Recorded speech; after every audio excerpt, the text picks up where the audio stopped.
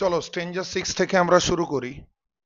আমরা স্ট্রেঞ্জার 5 এর মধ্যে দেখেছি the description of various flowers. দেখো স্ট্রেঞ্জার 6 এর মধ্যে কবি আবার সেই সেম আইডিয়াটাকে কন্টিনিউ করছেন, that he has been listening to the melodious song of the nightingale. এখানে প্রথমে যে ওয়ার্ডটা রয়েছে সেই ওয়ার্ডটা হচ্ছে ডার্কলিং। ডার্কলিং মানে আমরা এক কথায় বলতে পারবো in the darkness. So the poet occupied his seat inside a bower, and the entire place was devoid of light. It was full of absolute kind of darkness. So in the darkness বা অন্ধকারের মধ্যে I বলতে কে the poet listen মানে listens to the melodious song of the nightingale. তাহলে প্রথম পার্টটা কি, ডার্কলিং I listen মানে অন্ধকারে আমি বসে আছি, আর অন্ধকারে বসে থাকতে থাকতে আমি শুনছি। আমি কোনটাকে শুনছি? আমি নাইটেঙ্গেলের মেলোডিয়াস বা নাইটেঙ্গেলের র্যাপচারাস গানটাকে শুনছি। বলছে and for many a time, অনেকবার। এই কথাটাকে আমরা একটা ওয়ার্ডকে বলতে খুব পছন্দ করি, মাল্টিপল। আমরা এক কথায় বলতে পারবো মাল্টিপল টাইমস মানে একাধিকবার। একাধিকবার কবি বলছেন I have been half in love. এই এক্সপ্রেশনটা খুব গুরুত্বপূর্ণ। এখানে হাফ ইন লাভ বলতে এভাবে ধরার দরকার নেই যে হাফ ইন লাভ মানে যদি লাভকে আমরা 100% হিসাবে ধরি তাহলে হাফ বলতে ডিভাইডেড বাই 2 দিয়ে আমরা 50% বার করব, এরকম নয়। এখানে হাফ ইন লাভ বলতে আমরা বলবো to be almost in love. আবার বলছি to be almost in love. এর মানে তুমি অল্টারনেটিভলি লিখতেই পারো to be completely in love. এটাকে আমরা কি বলতে পারবো? To be completely in love মানে পুরোপুরি যেন আমি ভালোবেসে ফেলেছি। বলছে আজকে আমি নাইটেঙ্গেলের গানকে শুনছি এবং এই গানকে শুনতে শুনতে আমার মনে পড়ছে যে আমি তো একাধিকবার, for multiple Times, for many a time, আমি তো পুরোপুরি ভাবে ভালোবেসেছি। আমি কাকে ভালোবেসেছি? Is full death. এই ফ্রেজটা খুব একটা গুরুত্বপূর্ণ ফ্রেজ, যে ফ্রেজটাকে আমরা বলবো ইজ ফুল ডেথ। এই ইজ ফুল ডেথ মানে আমরা কি বলতে পারবো? আমরা এটাকে বলতে পারবো পেনলেস ডেথ, বা আমরা বলতে পারবো ডেথ যেটা কি নিয়ে আসে? ব্রিংস রিলিফ, অর্থাৎ যেটা রিলিফ নিয়ে আসে। একটা জিনিসকে মনে করতে লাগবে যে কবি মৃত্যুকে ভালোবাসেন, বাট কিরকম মৃত্যু? যে মৃত্যু হবে পেনলেস, পেনলেস মৃত্যুকে পোয়েট ভালোবাসেন। সুতরাং নাইটেঙ্গেলের গান শুনতে শুনতে কবি বুঝলেন যে এটা হচ্ছে the most appropriate time to leave the world without being seen by anybody. অর্থাৎ এই মুহূর্তটা হচ্ছে the most perfect, the most appropriate time to leave the world. অর্থাৎ এসকেপিজমের যে থিওরি আছে, অর্থাৎ এই পৃথিবী ছেড়ে অন্য কোনো পৃথিবীতে চলে যাওয়ার যে ইন্টেনশন, এই মুহূর্তে বোধহয় সবচেয়ে উপযুক্ত বা সবচেয়ে পারফেক্ট টাইম এসেছে এই পৃথিবীকে ছেড়ে দিয়ে চলে যাওয়ার। তাই কবি এখানে পরিষ্কারভাবে বলছেন যে অন্ধকারে বসে থাকতে থাকতে আমি কোনটাকে শুনছি? I am listening to what? I am listening to the song of nightingale. এবং তিনি বললেন অনেকবার, একাধিকবার আমি পুরোপুরি ভালোবেসেছি, আমি মৃত্যুকে ভালোবেসেছি। আবার আমি যে কোনো মৃত্যু নয়, যে মৃত্যু কষ্ট দিয়ে আসে, দ্য পেইনফুল ডেথ, আমি এই ধরনের মৃত্যু কিন্তু চাই না। I dislike, I hate, I abhor painful death. What I want is painless death. What I want is satisfying death, death that would bring relief, the মানে a kind of death that would offer me no torment at all, no pain at all. এরপরে তোমরা জানো যে কাউকে ভালোবাসলে কি করতে হয়? তাকে মিষ্টি মিষ্টি নামে ডাকতে হয়। অ্যাকচুয়ালি মিষ্টি মিষ্টি নামে ডাকলে কি হয়? যাকে ভালোবাসা হয় সেই মানুষটা প্লিজড হতে পারে এবং সেই মানুষটা আসতে পারে। কি বলছি বোঝা যাচ্ছে? তাহলে এক্ষেত্রে কি হতে পারে যে আমিও কি করেছি? I called him. দেখো এখানে ডি কে ক্যাপিটাল করা রয়েছে, এখানে আমি তাকে ডাকছি, সুতরাং ডেথকে পার্সনিফাই করা হচ্ছে। তাহলে হিম বলতে এখানে ডেথ। আমি ওকে ডেকেছি সফট নেমস। এখানে সফট নেমস বলতে এক কথায় সুইট নেমস। ঠিক আছে? মৃত্যু যেন আমার কাছে কোন একজন বিলাভডের মতো, আমি সেরকম মৃত্যুকে, যেন একটা অবজেক্ট অফ লাভ ইন্টারেস্ট, আমি সেরকম মৃত্যুকে ডেকেছি বহুবার মিষ্টি মিষ্টি নামে। কোথায়? in many amused rhyme. এই many amused rhyme মানে in many of my poems, অর্থাৎ আমার বেশ কিছু কবিতা আছে, যেমন এন্ডিমিয়ান, যেমন ব্রাইট স্টার, ঠিক আছে, এই সমস্ত কবিতার মধ্যে আমি মৃত্যুকে কি করেছি, আমি মৃত্যুকে অনেক মিষ্টি মিষ্টি নামে ডেকেছি। এবং আমি মৃত্যুকে শুধু এই কথাটাই বলেছি যে to take my quiet breath into the air. আমরা কিভাবে পড়বো, আমরা এই লাইনটার ফার্স্ট পার্টটাকে শুরুতে পড়বো টু টেক, তারপরে আমরা চলে যাব একদম লাইনের লাস্ট পার্টটাতে মাই কোয়াইট ব্রেথ, এবং তারপরে পড়বো এই মিডল পার্টটাতে ইনটু দ্য এয়ার। তাহলে লাইনটার মানে কি এলো, লাইনটার মানে এরকম এলো যে আমি মৃত্যুকে বহুবার ডেকেছি বা একাধিকবার ডেকেছি, আর মৃত্যুকে ডেকে আমি বারবার বলেছি আমার এই কোয়াইট ব্রেথ, আমার এই কোয়াইট ব্রেথ বলতে আমার এই আনইভেন্টফুল লাইফ। আবার বলছি, এই যে ফ্রেজটা আছে, যে ফ্রেজটা হলো কোয়াইট ব্রেথ, এটা খুবই একটা ইম্পর্টেন্ট ফ্রেজ। আমরা বলতে পারবো এখানে এই যে কথাটা ইউজ করছেন জন কেটস, এই কোয়াইট ব্রেথ কথাটার মাধ্যমে তিনি কি মিন করতে চাইছেন, here quiet breath simply means the uneventful life, uneventful life. তার মানে তিনি বলতে চাইছেন যে তার লাইফটা হচ্ছে ভেরি মাচ অর্ডিনারি, এই জীবনটা প্রচন্ড রকম ordinary. No significant incident has yet been taken place in his life, অর্থাৎ কোনো সিগনিফিক্যান্ট ঘটনা has not been taken place in his life. এরকম কোনো গুরুত্বপূর্ণ ঘটনা এখন অবধি তার জীবনে ঘটেনি।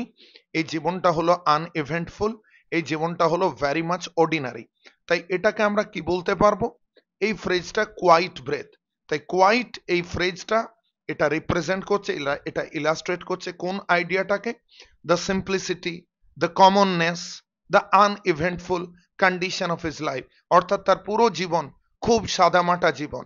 বলছে আমার এই সাদামাটা জীবন, ভালো করে বুঝবেন, আমার এই সাদামাটা জীবন, এই নিঃশ্বাসটাকে প্লিজ তুমি বাতাসের মধ্যে মিশিয়ে দাও। And it's been a part of my request to you that please take my breath and then, ঠিক আছে, এই নিঃশ্বাসটাকে তুমি ইনকর্পোরেট করে দাও কোথায়, বাতাসের মধ্যে, অর্থাৎ আমার জীবনটাকে তুমি নিয়ে চলে যাও। দেখো কবি এই মুহূর্তে তিনি মরতে চাইছেন, কবি এই মুহূর্তে তিনি বলছেন যে নাইটেঙ্গেল সে তার গানকে গাইছে, পুরো যে এন্টায়ার ক্লাইমেট, পুরো যে এন্টায়ার অ্যাটমসফিয়ার রয়েছে এটা পুরো মেলোডিয়াস হয়ে গেছে। তাহলে this is probably the most appropriate time to leave the world, এটা বোধহয় সবচেয়ে উপযুক্ত সময়। এবং তিনি ভাবছেন যে এরকম একটা রাত্রে, যে রাত্রে নাইটেঙ্গেল তার হ্যাপি এবং জয়াস গানটাকে গাইছে, এরকম একটা টাইমে তিনি যদি মারা যান, বা এরকম একটা টাইমে যদি মৃত্যু এসে তাকে তার নিঃশ্বাসকে এখান থেকে কেড়ে নিয়ে যায়, তার নিঃশ্বাসকে এখান থেকে তুলে নিয়ে যায়, তাহলে বোধহয় তার খুব একটা কষ্ট হবে না। কি বলছি বোঝা যাচ্ছে, তার আদৌ কোনো রকম কোনো কষ্ট হবে না।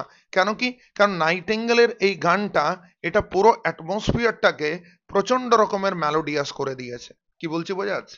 So while sitting in the darkness, the poet was busy in listening to the song of the nightingale, and this is not for the first time that the poet has fallen in love with death.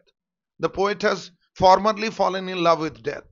The poet has addressed death by telling many sweet words and expressions. The poet tries to flatter death, but death has not become so much death has not become so much affectionate, so much emotional to the poet, because the death does not respond to the repeated call of the poet. But the poet right now thinks that the right moment has come finally, and he believes that now death would definitely respond to his repeated proposal. তিনি বলছেন যে মৃত্যুকে এর আগে আমি বহু কবিতায় আমি অনেক মিষ্টি মিষ্টি নামে ডেকেছি, এবং আমি অনেকবার বলেছি যে মৃত্যু তুমি কি করো, তুমি আমার আনইভেন্টফুল লাইফটাকে তুমি কেড়ে নিয়ে যে কোথায় মিশিয়ে দাও, বাতাসের মধ্যে মিশিয়ে দাও। এরপরের লাইনটাকে বোঝো, ইটস এক্সট্রিমলি রোমান্টিক লাইন। কেন বলছি, বলছে নাও মোর দেন এভার, নাও মোর দেন এভার মানে নাও more than any previous context, নাও more than any previous situation. অর্থাৎ এর আগে বেশ কিছু বার কবির মনের মধ্যে এই মৃত্যুর প্রতি ভালোবাসার যে কি বলবো ইমোশনাল ডিজায়ার, এই ইমোশনাল ডিজায়ার এর আগে তৈরি হয়েছে। আই রিপিট, এটা প্রথমবার নয় যে কবি মারা যেতে চাইছেন। এর আগে অনেকবার, জায়গাটা বুঝতে লাগবে। Now more than ever it seems rich to die, মানে this is probably the most enriching time to die, this is probably the most appropriate time to die. মানে এর আগে আমি যতবার মরে যেতে চেয়েছি, আজকেও আমি মারা যেতে চাইছি, কিন্তু আজকে আমার মারা যাওয়ার ইচ্ছেটা, এটা আগে যতবার আমি মারা যেতে চেয়েছি তার থেকে আজকে মারা যেতে চাওয়ার ইচ্ছেটা আমার অনেক বেশি। Now more than ever it seems rich to die, মানে this is probably the most enriching time, this is probably the most perfect time to die. এটা বোধ হয় সবচেয়ে গুরুত্বপূর্ণ টাইম। কিসের জন্য? মারা যাওয়ার জন্য। এটাই বোধ হয় সবচেয়ে গুরুত্বপূর্ণ টাইম। কেন বলা হচ্ছে? কারণ ওই যে বললাম, এখানে পরের লাইনটা তুমি আবার ক্লিয়ারলি বুঝে যাবে। টু সিজ আপন, এই যে সিজ আপন, euphemism, the figure of speech used here is an example of euphemism. ঠিক আছে? A harsh idea is expressed in a very sweet way. The poet has intentionally avoided the bitterest idea of death. He doesn't directly mention that particular reference that I will die this midnight or I will die tonight. এই কথাটা তিনি বললেন না, তিনি বললেন আজ আমি থেমে যাব। ঠিক আছে, আজ আমি থেমে যাব। সুতরাং এই লাইনের মধ্যে তিনি ইউফিমিজম ইউজ করছেন, টু সিজ আপন। টু সিজ আপন মানে তিনি থেমে যাবেন। বলছে আজকে এই মিডনাইটের মধ্যে তিনি থেমে যাবেন। With no pain, with no pain মানে in a painless way, in a painless way মানে কোনো রকম কোনো যন্ত্রণা থাকবে না। There would be no pain at all, কোথাও কোনো রকম কোনো যন্ত্রণা থাকবে না। One point that everybody must remember, that the poet not only loves death, the poet loves what? The poet loves painless death. Okay, মৃত্যুকে তিনি শুধুমাত্র ভালোবাসেন না, তিনি ভালোবাসেন কোনটাকে? পেনলেস ডেথকে ভালোবাসেন। যে মৃত্যু যন্ত্রণা দিয়ে আসবে সেই মৃত্যু কবির একদম পছন্দ নয়। কবি পৃথিবী ছেড়ে যেতে চাইছেন, কোথাও কোনো অসুবিধা নেই, বাট যদি মৃত্যু আসে সেটা কিরকম ভাবে আসতে লাগবে? সেটা কিন্তু পেনলেস ওয়েতে আসতে লাগবে। তিনি পরিষ্কার ভাবে in plain language he says that tonight I would just cease myself, মানে I would stop the journey of my life tonight. আমি আমার জীবনের পুরো জার্নিটা আমি আজকের রাত্রে থামিয়ে দেব, এই মিড নাইটে আমি আমার পুরো জার্নি থামিয়ে দেব। ঠিক আছে, I would just cease myself, আজকে আমি পুরোপুরি আমার জার্নি থামিয়ে দেব, কিন্তু আমি কোনো যন্ত্রণা চাই না। আমি কেন এই রাত্রিটাকে বেছে নিচ্ছি? আমার মারা যাওয়ার জন্যে এই রাত্রিটাকে আমি কেন বেছে নিচ্ছি? ওয়াইল, ওয়াইল মানে এই রাত্রিটায় বা যখন, যে মুহূর্তে আমি মারা যাব। এটা একটা হাইপোথেটিক্যাল কেস, কবি মারা যাচ্ছেন না, এটা কবি হাইপোথেটিক্যালি বলছেন। বলছে যখন আমি মারা যাব সেই মুহূর্তে দাও মানে ইউ, আট মানে আর, পাওয়ারিং ফোর্থ মানে ঢেলে দেবে, দাই সোল তোমার আত্মাকে, অ্যাব্রড, অ্যাব্রড মানে চারপাশে, এভরিওয়্যার, অর্থাৎ তুমি চারপাশে তোমার আত্মাকে ঢেলে দেবে। ব্যাপারটা বোঝা যাচ্ছে? মানে your song would reach every nook and corner, তোমার গানটা প্রত্যেকটা জায়গার মধ্যে পৌঁছাবে। তার মানে আমরা, মানে এই লাইনটা দুটো জিনিসকে প্রমাণ দিচ্ছে। কি প্রমাণ দিচ্ছে বলতো? যে একটা দিকে দুটো জিনিস সাইমultaneously ঘটবে। একটা দিকে বলা হচ্ছে যেন, একটা দিকে বলা হচ্ছে যে কবি মারা যাবেন, অন্য আরেকটা দিকে বলা হচ্ছে যে তুমি গান গেয়ে চলবে। অর্থাৎ তোমার গান গেয়ে চলাটা এটা একটা কন্টিনিউয়াস প্রসেস, এটা কন্টিনিউয়াসলি চলতে থাকবে, রাইট? তোমার গান গেয়ে চলাটা এটা কন্টিনিউয়াসলি চলতে থাকবে। বলছে তুমি গান গেয়ে যাবে, কেমন ভাবে গেয়ে যাবে? In such N ecstasy, in such N ecstasy, এই কথাটা মানে আমরা বলতে পারবো ইন অ্যান এক্সট্যাটিক ওয়ে। আরেকবার আমরা কি বলতে পারবো? In an ecstatic way. Ecstasy মানে moment of supreme bliss, moment of extreme happiness, moment of absolute bliss, সেই জিনিসটাকে এক্সট্যাসি বলে। অর্থাৎ আমরা বলতে পারবো দুটো জিনিস ঘটছে, যে একটা দিকে কবি মারা যাবেন, আর একটা দিকে এই গানটার কি থাকবে? এই গানটার একটা চিরস্থায়িত্ব থাকবে। মানে একটা দিকে রয়েছে টেম্পোরারিনেস অফ হিউম্যান লাইফ, আর একটা দিকে রয়েছে পার্মানেন্সি অফ আর্ট, রাইট? এটা যেন আমাদেরকে সেই এলিজাবেথান ক্লিসেটাকে মনে করিয়ে দিচ্ছে, আর্স লঙ্গা ভিটা ব্রেভিস, art is long, life is short. Yes or no? যে একটা ইমর্টালিটি রয়েছে in the world of art, এবং আরেকটা দিকে রয়েছে ট্রানজিয়েন্স অ্যান্ড মোর্টালিটি। ঠিক আছে? কারণ আমরা যারা হিউম্যান বিংস, আমরা কোনো দিনের জন্য এই ব্যাপারটাকে ট্রান্সেন্ডেন্স করতে পারি না, রাইট? তার মানে তুমি কি করবে? তুমি সারা জীবন এক্সট্যাটিক্যালি গেয়ে চলবে, তুমি তোমার গানটাকে ecstatically গেয়ে চলবে, but at that time I believe that my ears would become vain. I would not be able to listen to your melodious song, because I would believe that the journey of my life would be paused, would be ceased on that point of time when you would go on singing your melodious song. So on the one hand, the permanency of the song of the nightingale is pointed out. On the other hand, the temporariness of the life of a human being is equally indicated. This dichotomy, ঠিক আছে, is the hallmark of this particular poem. এরপরের লাইনটা দেখো, still wouldest thou sing, মানে you would go on singing. Still wouldest thou sing মানে আমি মরে যাব, আমি মরে যাব, ঠিক আছে, my body would be placed somewhere inside the grave, আমার বডিটাকে বারিড করা হবে, in a burial place, in a burial ground, আমার বডিটাকে বারিড করা হবে। এবং সেই মুহূর্ত, on that particular point of time, তুমি কিন্তু আজীবন গেয়ে যাবে, ঠিক আছে, তোমার গান কিন্তু কোনো অবস্থাতে থামবে না, it's not going to be ceased, it's not going to be paused, আজীবন তুমি তোমার গানকে গেয়ে যাবে। কিন্তু I have years in vain, এখানে ইন ভেইন বলতে এক কথায় আমরা বলবো ইউজলেস, ইন ভেইন বলতে এক কথায় আমরা বলবো futile. So what does the poet here mean to say, তিনি বলতে চাইলেন যে তুমি আজীবন গেয়ে যাবে, মানে even after my death I believe that you would go on singing. So your song is something that is not going to be stopped even after my bed, even after my death. Even when my ears that would definitely lose the effectiveness, I mean that would lose the power of listening to something, of listening something. Even at that point of time you would probably go on singing. তোমার গান যেন চিরন্তন, আমি ক্ষণস্থায়ী, আমি পারবো না শুনতে, আমার কানগুলো ভেইন হয়ে যাবে। ভেইন মানে I have years in vein মানে কি, কানটা কখন ভেইন হবে, when the ears should lose the power of listening something, যখন, ঠিক আছে, কান দিয়ে তুমি কোনো কিছুকে আর নতুন করে শুনতে পাবে না, তখন কানটা কি হয়ে যাবে, ভেইন হয়ে যাবে, অর্থাৎ তুমি গেয়ে যাবে, আমি কিন্তু কিছু শুনতে পারবো না। এরপরে লাইনটা খুব গুরুত্বপূর্ণ লাইন, দাই হাই রিকুয়েম। দেখো, what is a requiem? A requiem is a funeral song. A requiem is a funeral song, a song that is sung generally at the time of the death of a person, mainly in a burial place, in a churchyard, right? Here high means loud, high means clear, right?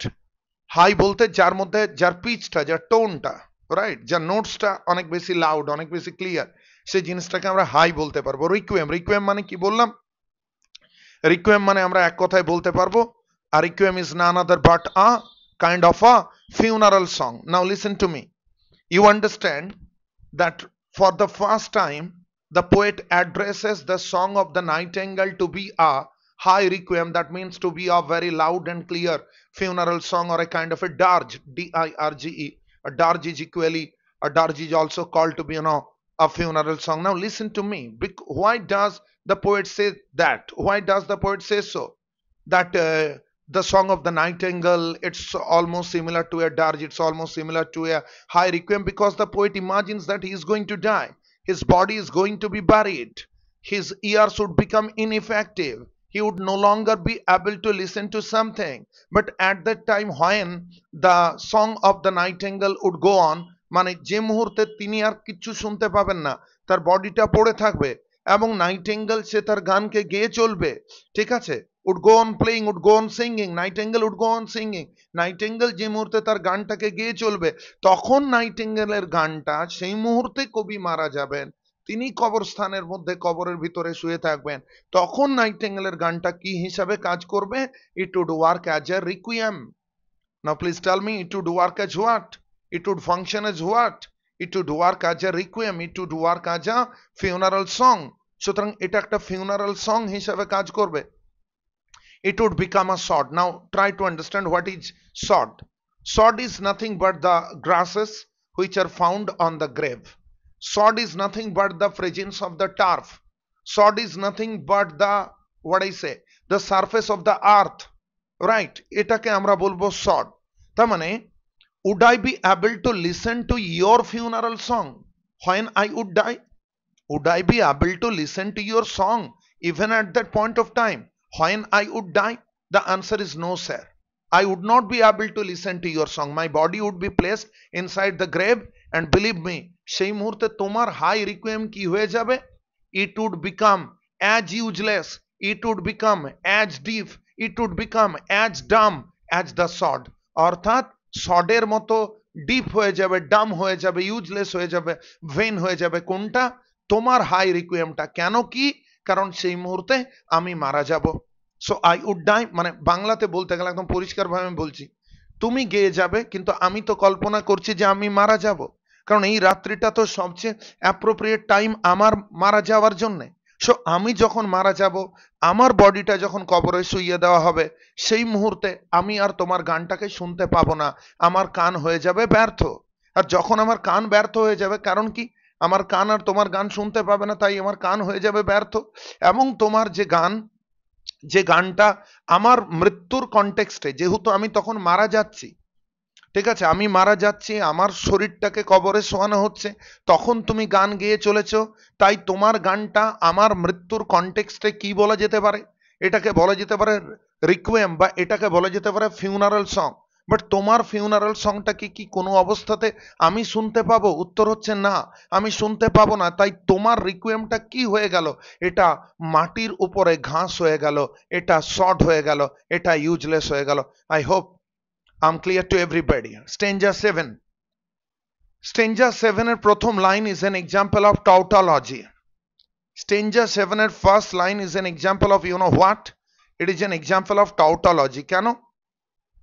কারণ এই লাইনের মধ্যে দেখো দুটো part আছে। এই লাইনের প্রথম পার্টের মধ্যে কি বলা হচ্ছে? তুমি মৃত্যুর জন্য জন্মাওনি, দিয়ে কমা দিয়ে কি বলা হচ্ছে? তুমি হলে অমর পাখি। তাহলে তুমি মৃত্যুর জন্য জন্মাওনি বা তুমি হলে অমর পাখি, এই দুটো এক্সপ্রেশনের মধ্যে কি কোনো রকম কোনো তফাৎ আছে? কোনো রকম কোনো তফাৎ আছে? এই দুটোর মানেই তো তাই। The first part of the sentence and the second part of the sentence, these two parts are not different at all from the point of meaning. These two parts, carry the same kind of meaning, that the bird nightingale is immortal. Yes or no? Although at a later context we would come to know that the bird nightingale is not immortal, rather the song of the bird of nightingale is called immortal, and that's why the phrase immortal bird is an example of transport epithet or hyphenate is the subject of future consideration. We would deal with this particular expression later, but initially try to understand in this particular line there are two parts. The first part that says that nightingale is deathless. The second part of the sentence equally says that, equally points out that nightingale is immortal. So these two parts carry the same kind of meaning. So thou was not born for death এবং immortal bird একটা লাইনের মধ্যে দুটো part রয়েছে, similar meaning কে carry করছে, এবং তাই আমরা এটাকে কি বলতে পারবো? we must call it to be, what? We must call it to be tautology. তুমি মৃত্যুর জন্য জন্মাওনি হে অমর পাখি। কোন hungry generation. Now we would try to understand that why is this generation called hungry?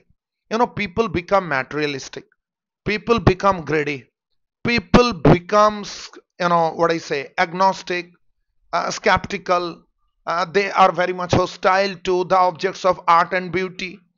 So ওই যে যেটা আমরা দেখতে পাচ্ছি, the world is too much with us, what William Wordsworth says, that the worldly, what I say, the worldly pursuits, the more particularly the materialistic pursuits, এই materialistic achievement গুলোকে এখন পৃথিবীর প্রত্যেকটা মানুষ তাদের জীবনের মধ্যে একমাত্র অ্যাচিভমেন্ট বলে মনে করে। দ্যাট একটা মানুষের সাকসেসের প্যারামিটার কিসের উপর থেকে জাজ করা হয়? যে সে তার লাইফে ঠিক কতটা ম্যাটেরিয়ালিস্টিক দৃষ্টিকোণ বা ম্যাটেরিয়ালিস্টিক পার্সপেক্টিভ থেকে সে তার লাইফে ঠিক কতটা অ্যাচিভ করতে পেরেছে, সে তার লাইফে ঠিক কতটা মানে এগোতে পেরেছে from the point of the materialistic achievement, ঠিক আছে, সেটাই একটা মানুষের লাইফের সাকসেসের প্যারামিটার হয়ে দাঁড়িয়েছে রাইট নাও।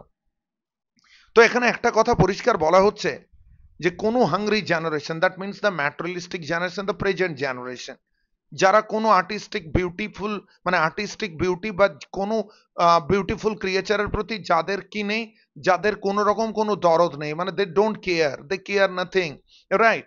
বলছে এই হাংরি জেনারেশন কোনোদিনের জন্য পারবে না তোমাকে ট্রেড ডাউন করতে। দেখো, ট্রেড ডাউন বলতে আমরা এক কথায় ট্র্যাম্পেল বলতে পারবো, মারিয়ে দেওয়া বলতে পারবো, আমরা স্ম্যাশ করে দেওয়া বলতে পারবো, আমরা ডেস্ট্রয় করে দেওয়া বলতে পারবো। বলছে কোনো হাংরি জেনারেশনের ক্ষমতা নেই আজ তোমাকে শেষ করে দিতে পারে।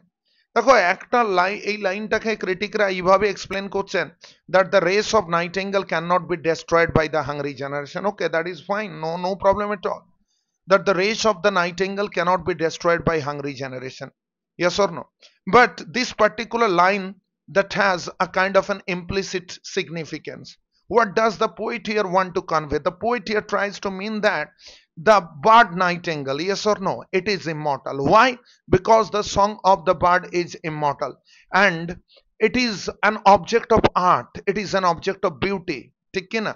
And such an artistic thing that cannot be destroyed. আমরা আবার সেই কথা বলবো, ars longa vita brevis, মানে আজ অব্দি কারো ক্ষমতা হয়নি, পৃথিবীর কারো ক্ষমতা হয়নি, কোনো হাংরি জেনারেশনের ক্ষমতা হয়নি, মানুষ যতই লোভী হোক না কেন, মানুষ যতই গ্রিডি হোক না কেন, কোনো মানুষের পক্ষে এটা করা সম্ভব হয়নি। কোনো মানুষ আজ অব্দি এই নাইটিঙ্গেলের সৌন্দর্য, নাইটিঙ্গেলের গানের যে বিউটি, ঠিক আছে, নাইটিঙ্গেলের গানের যে মেলোডি, এটাকে আজ অব্দি পৃথিবীর কোনো হাংরি জেনারেশন এটাকে শেষ করে দিতে পারেনি। No hungry generation would be able to destroy the race of the nightingale, ঠিক আছে? কোনো হাংরি জেনারেশন নাইটিঙ্গেলের এই রেসটাকে ধ্বংস করতে পারবে না। কোনো হাংরি জেনারেশনের পক্ষে নাইটিঙ্গেলের গানের এই সৌন্দর্য এটাকে ডেস্ট্রয় করা যাবে না। Yes or no? এরপরে বুঝতে হবে এখানে স্ট্রেঞ্জার 7 এর এরপর থেকে the poet would just try to let his readers know that the song of the nightingale is universal.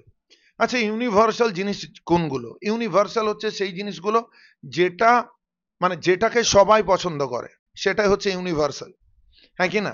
মানে ধরো কোনো একটা পার্টিকুলার পেন্টিং, কোনো একটা পার্টিকুলার গান, কোনো একটা সিনেমা, কোনো একটা কবিতা, যে কোনো হোক না কেন সেটা, so be it a movie, be it a song, be it a painting, be it anything else, যাই হোক না কেন, সেটা যদি সবার ভালো লাগে তখন সেই জিনিসটাকে আমরা ইউনিভার্সাল বলতে পারবো। এখন নাইটিঙ্গেলের গানটা এটা কি জানো তো? এটা একটা ইউনিভার্সাল সং। কেন এটাকে আমরা ইউনিভার্সাল সং বলবো? কারণ এই পার্টিকুলার গানটাকে এটাকে সবাই পছন্দ করে। Everybody appreciates the song, everybody likes the song. এখানে বলছে দ্য ভয়েস, এখানে দেখো ভয়েস বলতে আমরা বোধহয় নিয়ে 2 লক্ষ বার বলছি the voice of the nightingale. Voice বলতে আমরা এক কথায় কি বলতে পারবো? The voice of the nightingale. আমরা বলতে পারবো the song of the nightingale, right? অর্থাৎ নাইটিঙ্গেলের এই গানটা, এখানে টেন্সের ব্যবহারটা লক্ষ্য করবে, হচ্ছে যে নাইটিঙ্গেলের গানটা I here, the simple present tense, right? বলছে যে গানটাকে আমি শুনছি, দিস পাসিং নাইট। দেখো পাসিং নাইট বলতে এক কথায় বলো ডিপার্টিং নাইট। আবার বলছি, বলো পাসিং নাইট বলতে কি বলতে পারি আমরা? Departing night. ডিপার্টিং নাইট মানে যে রাত্রিটা তোমার পেরিয়ে যাচ্ছে, রাইট? বলছে নাইটিঙ্গেলের যে গানটা আমি এই মুহূর্তে, এই পেরিয়ে যাওয়া রাতে শুনছি, এই মুহূর্তে, ঠিক আছে, মানে যে গানটা আমার কাছে এই মুহূর্তে অডিবেল আছে, রাইট? বলছে এই গানটাই, এখানে দেখো ওয়াঝাড়, এখানে টেন্সের ব্যবহারটা শোনো, এখানে যদি প্রেজেন্ট আছে, এখানে দেখো পাস্ট আছে, তাহলে এই যে গানটা এখন আমি এই মুহূর্তে রাত্রে অন স্পট শুনছি, এই গানটা এক সময় শুনেছিল ইন এনসিয়েন্ট এজ। এনসিয়েন্ট মানে প্রাচীন, এনসিয়েন্ট মানে প্রাচীন, অর্থাৎ পুরোনো দিনে। তুমি ব্যাপারটা বোঝার চেষ্টা করো, নাইটিঙ্গেলের গান দুদিনের জন্য চলছে এমনটা নয়, ঠিক আছে? কবি যদি এটা 19th সেঞ্চুরিতে এই গানটা শুনেছেন, এনসিয়েন্ট ডেজ মানে সেই প্রিমিটিভ এজ, অর্থাৎ সেই প্রাচীন দিনে এই গানটাকেও কিন্তু শুনেছিল। এরপরে বুঝতে হবে this is the universality of the song. Empire, empire মানে an empire is the king. তাহলে এম্পায়ার বলতে কে? Who is an empire? Empire is one who occupies, what I say, a very what I say, মানে an emperor is a reputed person.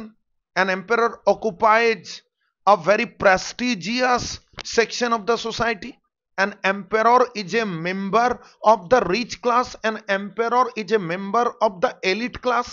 Yes or no? এটা আমি মিন করতে চাইছিলাম। তার মানে পুরোনো দিনে এই নাইটিঙ্গেলের গানটাকে কারা শোনে? পুরোনো দিনে নাইটিঙ্গেলের এই গানটাকে এম্পায়াররা শোনে। এবং কারা শোনে? ক্লাউন। ক্লাউন মানে কি? ক্লাউন মানে বাফুন। বাফুন মানে কি? মানে তুমি তাকে ভাঁড় বলতে পারো। দেখো জোকার ওয়ার্ডটাকে লেখা যেতে পারে হয়তো, কিন্তু ক্লাউন মানে ক্লাউনই থাক, এর মানে তুমি ম্যাক্স টু ম্যাক্স তুমি ফুল ওয়ার্ডটা লিখতে পারো, ফুল, FOOL, ফুল। তার মানে এই ফুলটাকে, এই ক্লাউনটাকে, ঠিক আছে, a clown is a representative of the common people of the society. A clown is a representative of the ordinary people of the society. He is not rich like the emperor. তার মানে if emperor is a representative of the elite class, then the clown is a representative of the ordinary people of the society, the poor people of the society. And here John Keats tries to mean that the song of the nightingale is capable of impressing both an emperor, a representative of the rich class, as well as a clown, a representative of the common people of the society, or a representative of the poorer people or the poor class. Am I right or wrong? So this is the universality of the song. বলছে যে গানটাকে এই পেরিয়ে যাওয়া এই চলমান রাত্রে আজকে আমি শুনছি, যে গানটাকে এই চলমান রাত্রে আজকে আমি শুনছি, এই গানটা একসময় শুনেছিল। এই গানটা, যে গানটাকে আজকে আমি এই চলমান রাত্রে আজকে আমি শুনছি, এই গানটাই একটা সময় অতীতে শুনেছিল। কারা শুনেছিল? এম্পায়ারও শুনেছিল, ক্লাউনও শুনেছিল। এরপরের লাইনটা দেখো, বলছে পারহ্যাপস। পারহ্যাপস মানে ইট মে বি, হয়তোবা।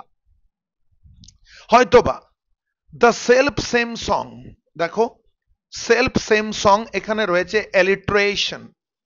The figure of speech is used here is alliteration. What is alliteration? Alliteration is a figure of speech যেখানে আমরা দেখতে পাই in which we find the repetition of the consonant sound, যেখানে consonant sound গুলো repeated হয় for the sake of creating a kind of a musical harmony, একটা musical effectiveness কে produce করে, generate করে, সেটাকে আমরা দেখতে পাচ্ছি। তাহলে এখানে দেখো এই এস বলে পার্টিকুলার যে লেটারটা রয়েছে সেটা রিপিটেড হয়েছে 3 টাইমস, এখানে পরপর রিপিটেড হচ্ছে এখানে। আচ্ছা, এটা তো গেল এলিটারেশন, সেটা তো প্রত্যেকেই বুঝতে পারলে। এখানে সেলফ সেম সং মানে কি? The very song of the Nightingale. I repeat, self same song মানে আমরা কি বলতে পারবো? The very song of the Nightingale. বলছে নাইটেঙ্গেলের এই গানটাই, আবার বলছি নাইটেঙ্গেলের এই গানটাই, দ্যাট ফাউন্ড এ পাথ, যেটা রাস্তা খুঁজে পেয়েছিল, ঠিক আছে, through the sad heart of Ruth. এই লাইনটা ভালো করে বুঝবে, এই লাইনটার একটা ডিফারেন্ট মানে আছে।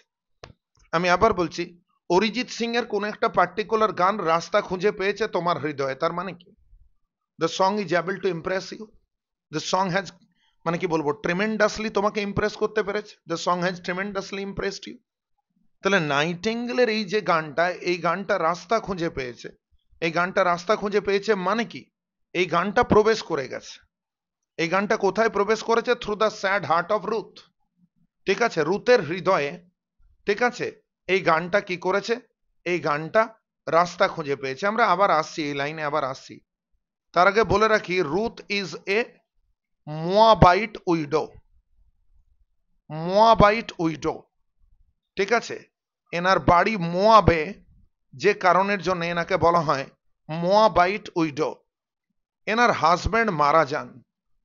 After the death of her husband, আবার বলছি, after the death of her husband, তিনি কিন্তু সে রিফিউজড টু ডেজার্ট।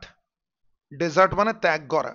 তার হাজব্যান্ডের মৃত্যুর পর তিনি কিন্তু কোনো অবস্থায় রাজি ছিলেন না যে তিনি ত্যাগ করে দেবেন, তিনি ইগনোর করে দেবেন, বা তিনি রিজেক্ট করে দেবেন। কাকে?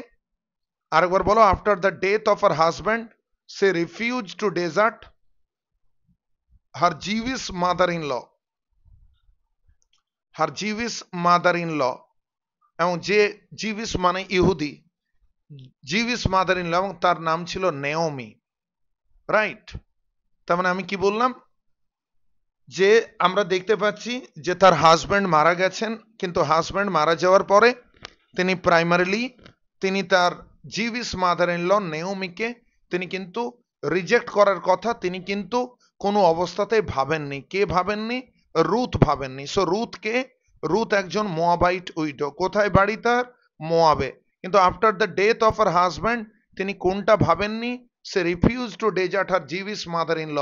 তিনি তার ইহুদি মাদার ইন লকে রিজেক্ট করার কথা ভাবেননি। তার জিউইশ মাদার ইন লর কি নাম? তার জিউইশ মাদার ইন লর নাম হচ্ছে নেওমি। এরপরে ব্যাপারটা বোঝার চেষ্টা করো যে সমস্যা কি হচ্ছে। একদিকে রয়েছে the call of her birth place, অর্থাৎ বাড়ির কথা মনে করা, the call of her birth place. যেটাকে এক কথায় আমরা বলতে পারবো হোম সিকনেস, বাড়ির কথা মনে করা, আরো মোর পার্টিকুলারলি নস্টালজিয়া। তার মধ্যে কি কাজ করছে? নস্টালজিয়া কাজ করছে। আরেকদিকে কি রয়েছে? আরেকদিকে তার মধ্যে রয়েছে সেন্স অফ ডিউটি, তার মধ্যে রয়েছে sense of responsibility. Yes or no? তার মধ্যে কি রয়েছে? Sense of duty, sense of responsibility. কিসের ডিউটি, কিসের রেসপন্সিবিলিটি? ওই যে বললাম, the duty of taking care of the Jewish mother in law Naomi, the duty of taking care of the Jewish mother in law Naomi. নেওমিকে দেখাশোনা করার একটা দায়িত্ব তার মধ্যে ছিল।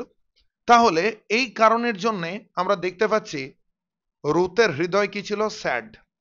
এবং রুথ কি করতেন? রুথ একা দাঁড়িয়ে থাকতেন। কোথায় দাঁড়িয়ে থাকতেন? In the cornfield of Bethlehem. বেথেলেমের কর্নফিল্ডে। Bethlehem is the birth place of Jesus. ঠিক আছে, জেসাস ক্রাইস্ট জন্মেছিলেন বেথেলেমে। সে বেথেলেমের কর্নফিল্ডে কে দাঁড়িয়ে থাকতেন? বেথেলেমের কর্নফিল্ডে রুথ দাঁড়িয়ে থাকতেন। আর রুথ সেখানে দাঁড়িয়ে থাকার পরে, এক্সকিউজ মি, ঠিক আছে, কবি এখানে কল্পনা করছেন। এরপরে জায়গাটাকে বুঝতে হবে যে কবি এখানে কল্পনা করছেন, কবি এখানে কোন জিনিসটাকে পয়েন্ট আউট করতে চাইছেন। আমি আগেও বললাম, the universality of the song of the Nightingale. Yes or no? The universal impression caused by the song of the nightingale. This is what the poet tries to highlight. This is what the poet tries to illustrate. তো যে কথাটাকে বলছিলাম যে রুথের মন খারাপ রয়েছে। She was standing where? She was standing where?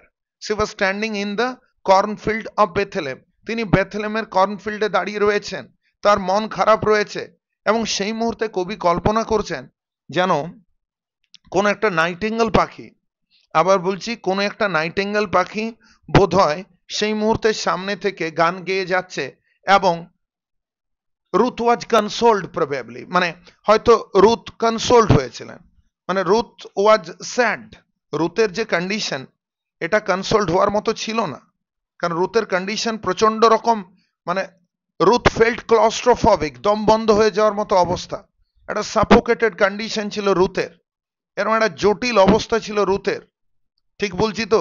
কিন্তু আমাদেরকে মাথার মধ্যে রাখতে হবে এই ব্যাপারটাকে, যে ঠিক সেই মুহূর্তেও, at that point of time, যে গান গেয়েছিল নাইটিঙ্গেল, এবং নাইটিঙ্গেলের গানটা একটা রাস্তা খুঁজে পেয়েছিল রুথের হৃদয়ের মধ্যে। তাহলে নাইটিঙ্গেলের গানটা রাস্তা খুঁজে পেয়েছিল রুথের দুঃখিত হৃদয়ের মধ্যে। লাইনটাকে পড়ো, তাহলে বুঝতে পারবে। দ্যাট মানে song of the nightingale found a path, রাস্তা খুঁজে পেয়েছিল through the sad heart of Ruth. ঠিক আছে, অর্থাৎ রুথের দুঃখিত হৃদয়ে সে রাস্তা খুঁজে পেয়েছিল। এখানে রাস্তা খুঁজে পাওয়া মানে the song completely impressed Ruth.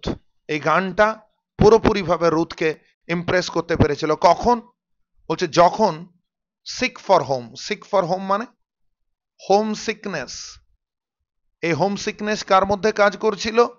এই হোম সিকনেস রুথের মধ্যে কাজ করছিল। এবং সি বলতে কে? সি বলতে রুথ। এবং রুথ স্টুড ইন টিয়ার্স, অর্থাৎ রুথ দাঁড়িয়ে দাঁড়িয়ে চোখের জল ফেলছিলেন। অ্যামিড, অ্যামিড কথাটা মানে কি?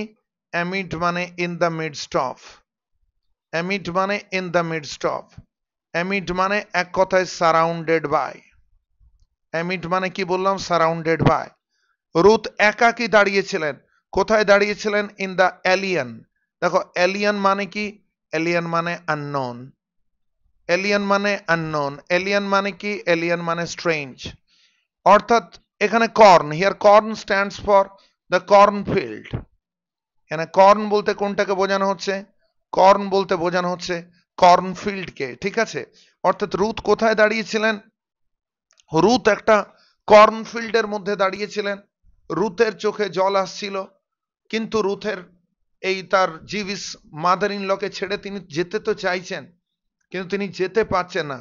কারণ কি? ওই যে বললাম, দ্য কল অফ ডিউটি, একটা দায়িত্ব রয়েছে, এবং সেই কারণের জন্য তিনি যেতে পারছেন না। কি বলছি বোঝা যাচ্ছে? তাহলে আমরা দেখলাম যে আজকে নাইটিঙ্গেল এই রাত্রিবেলায় যে গানটা শুনছেন, অতীতে সেই গানটাই কোন একজন বিখ্যাত এম্পায়ার থেকে ক্লাউন সবাই শুনেছে, সমাজের উঁচু তলার লোক থেকে নিচু তলার লোক। আবার আমরা দেখলাম এই যে গানটা আজকে কবি শুনছেন, এই পাসিং নাইট বা এই ডিপার্টিং নাইটের মধ্যে, এই গানটাই একটা টাইমে ইমপ্রেস করে দিয়েছিল কাকে? দ্য স্যাড হার্ট অফ রুথকে। কখন? যখন রুথের বাড়ি যাওয়ার কথা মনে পড়তো। কখন? যখন রুথ দাঁড়িয়ে থাকতেন কোথায়? In the cornfield of Bethlehem. দাঁড়িয়ে তিনি কি করতেন? তিনি কাঁদতেন। দ্য সেম, এখানে দ্য সেম মানে the same song of nightingale. আবার বলছি এই কথাটা মানে the same song of nightingale. নাইটিঙ্গেলের এই গানটা এটা কি করেছে? Of Times. অফ টাইমস কথাটা মানে হলো অফেন টাইমস। নাইটিঙ্গেলের এই গানটায় সেটা কি করেছিল? It has charmed. দেখো এখানে চার্মড ওয়ার্ডটার মানে হলো ইমপ্রেসড। এখানে চার্মড শব্দটা মানে কি? এখানে চার্ম শব্দটা মানে ইমপ্রেস। নাইটিঙ্গেলের এই গানটাই ইমপ্রেস করেছিল। এবারে কাকে ইমপ্রেস করেছিল? এইটা পড়লে হবে না কিন্তু। ম্যাজিক ক্যাসমেন্ট। দেখো ক্যাসমেন্ট মানে উইন্ডোজ। এখানে গল্পটা বলি, তোমাদেরকে বলে রেখেছিলাম স্ট্রেঞ্জা 7 এর এই জায়গার মধ্যে মেডিয়াভেলিজম রয়েছে। তাহলে আমরা কি বলতে পারবো? এই দিকে তাকাও, বোর্ডের দিকে। The song of the nightingale, অর্থাৎ নাইটিঙ্গেলের এই গানটা এটা কি করেছিল? এটা চার্মড করেছিল। চার্মড করেছিল মানে এটা ইমপ্রেস করেছিল। এটা কাকে ইমপ্রেস করেছিল? একজন ওমেনকে, একজন লেডিকে, একজন প্রিন্সেসকে। যে কোথায় বন্দি ছিল? যে বন্দি ছিল ম্যাজিক ক্যাসমেন্টের ভিতরে। কোথায় বন্দি ছিল? ম্যাজিক ক্যাসমেন্টের ভিতরে। It's a reference to a charmed palace. এটা একটা চার্মড প্যালেসের reference. It is a reference to a charmed palace. আর চার্মড প্যালেস বলতে আমরা কি বললাম? এমন একটা দুর্গ, যে দুর্গটার উপরে কি করা রয়েছে? যে দুর্গটার উপর ম্যাজিক অ্যাপ্লাই করা রয়েছে, মানে যেটাকে আমরা কি বলতে পারবো? ম্যাজিক্যালি হিপনোটাইজড হয়ে রয়েছে, বা যেটাকে আমরা বলতে পারবো ম্যাজিক্যালি চার্মড হয়ে রয়েছে। Yes or no? তাহলে আমরা কি দেখতে পাচ্ছি? নাইটিঙ্গেলের এই গানটা এটা কি করেছে? এটা চার্ম করেছে, ইমপ্রেস করেছে। কাকে ইমপ্রেস করেছে? কোনো একজন ওমেনকে, কোনো একজন লেডিকে, কোনো একজন প্রিন্সেসকে। যে প্রিন্সেস কোথায় বন্দী হয়ে রয়েছেন? এক্সকিউজ মি, লাইনে এসো। কোনো এক ম্যাজিক্যাল জানলার ভিতরে। এরপরে ম্যাজিক্যাল জানলাটা কিসের পার্ট? এখানে casement is said but the sorry but the palace is meant. এখানে ক্যাসমেন্টকে বলা হচ্ছে কিন্তু প্যালেসটাকে মিন করা রয়েছে। ঠিক আছে? Part for the whole. Opening on the foam. Opening on the foam মানে এই যে ধরো এটা একটা পার্টিকুলার প্যালেস, রাইট? এটা একটা পার্টিকুলার প্যালেস। এই পার্টিকুলার প্যালেসের এখানে কি রয়েছে? এখানে একটা ক্যাসমেন্ট রয়েছে। এই ক্যাসমেন্টটার উপরে আবার কি অ্যাপ্লাই করা রয়েছে? ম্যাজিক অ্যাপ্লাই করা রয়েছে।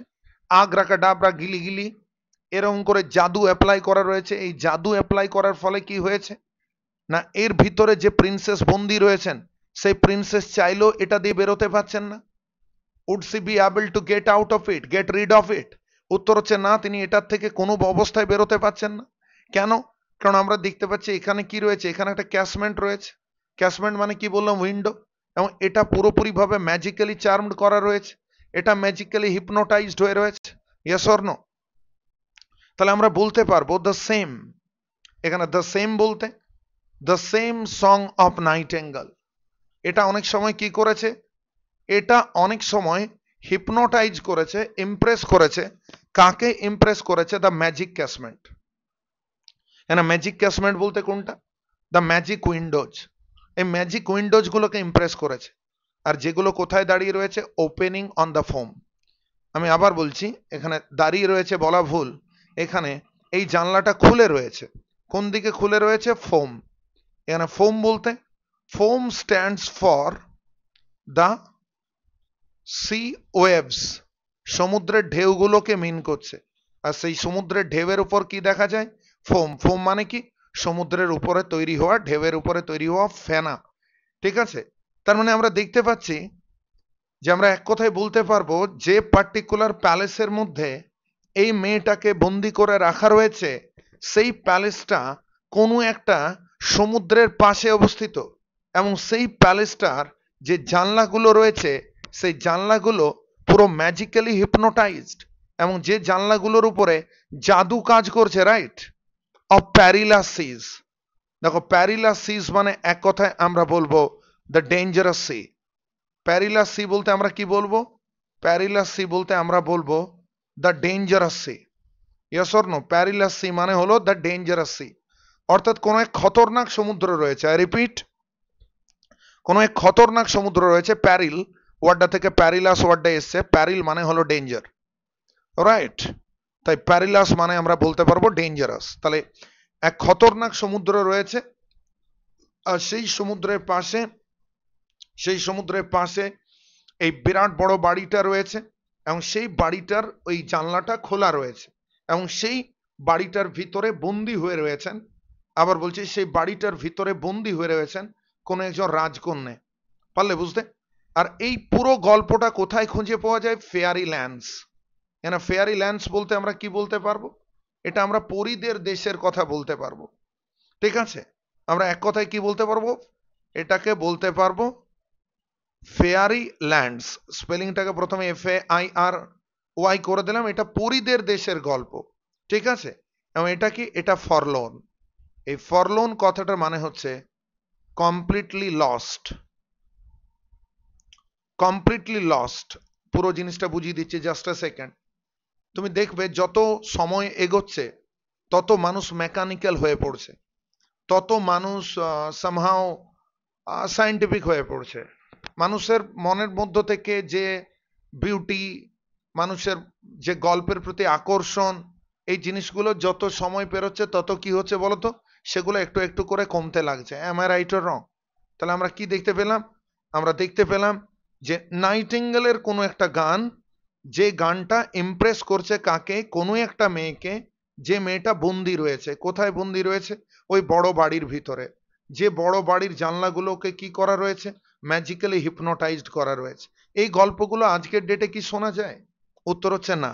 এখনকার দিনে ছেলেরা গেম খেলছে, এখনকার দিনে অনেক মেকানিক্যাল ইলেকট্রনিক যে সমস্ত ডিভাইসেস রয়েছে, নামি দামি খেলনা, নামি দামি ইনস্ট্রুমেন্টস, সেগুলো সবার কাছে এক্সেস আছে, সেগুলো সবাই ইউজ করছে।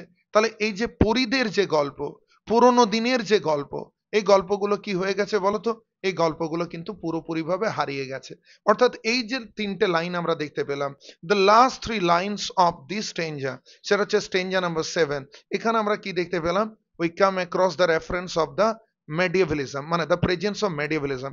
আই টোল্ড ইউ, মেডিয়েভালিজম কাকে বলে না? Medievalism is the reference of the middle edges.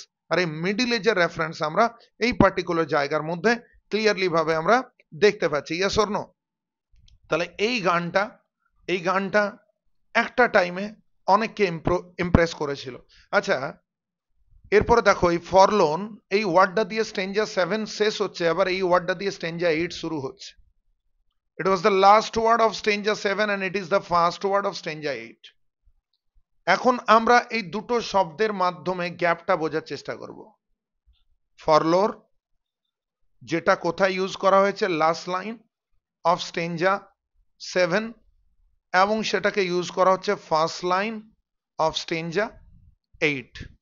এই দুটো জায়গার মধ্যে একটাই ওয়ার্ডকে ইউজ করা হয়েছে, ফরলোন। এই দুটো জায়গায় এই ফরলোনের ব্যবহারটা কি ভালো করে বুঝবেন। Listen to me please. Stanza 7 এ ফরলোন এই ওয়ার্ডটাকে ইউজ করা হয়েছে টু মিন আটারলি লস্ট, টু মিন আটারলি লস্ট, টু মিন কমপ্লিটলি লস্ট, রাইট? স্টেঞ্জা 7 এ ফরলোন শব্দটাকে ইউজ করা হয়েছে টু মিন আটারলি লস্ট বা টু মিন কমপ্লিটলি লস্ট। এই ফরলোন ওয়ার্ডটার এখানে মানে হচ্ছে আটারলি লস্ট, ফরলোন ওয়ার্ডটার এখানে মানে হচ্ছে কমপ্লিটলি লস্ট। এই ফরলোন শব্দটাকে ইউজ করে কোনটাকে বোঝানো হচ্ছে আমাকে বলো তো? আমাদেরকে একটা জিনিসকে পরিষ্কারভাবে বোঝানো হচ্ছে, এবং সেটা কোনটা বলো তো? সেটা হচ্ছে এই যে আরব্য রজনীর যে গল্পগুলো, এগুলো সেই আরাবিয়ান টেলস এর মধ্যে আমরা এই ধরনের গল্পগুলো দেখেছি। এই যে মেডিয়েভাল যে গল্পগুলো, এই গল্পগুলো আজকের ডেটে কিন্তু আর অ্যাভেলেবেল নয়। এই গল্পগুলো আজকের ডেটে কিন্তু হারিয়ে গেছে। আজকের মানুষ যারা ওই যে হাংরি জেনারেশন, তারা কিন্তু আর নতুন করে এই সমস্ত গল্পের প্রতি মানে মানুষজন আর নতুন করে ভালোবাসা দেখাচ্ছে না। তাই স্ট্রেঞ্জার 7 এর ফরলোন বলে যে ওয়ার্ডটা রয়েছে, এই ওয়ার্ডটা পরিষ্কারভাবে প্রমাণ করে দিচ্ছে যেন পুরোনো দিনের এই রাজকন্যের গল্প, মানে কি বলবো, পরীদের গল্প, এগুলো যেন হারিয়ে গেছে। অ্যাকচুয়ালি গল্পটা অনেকটা এরকম যে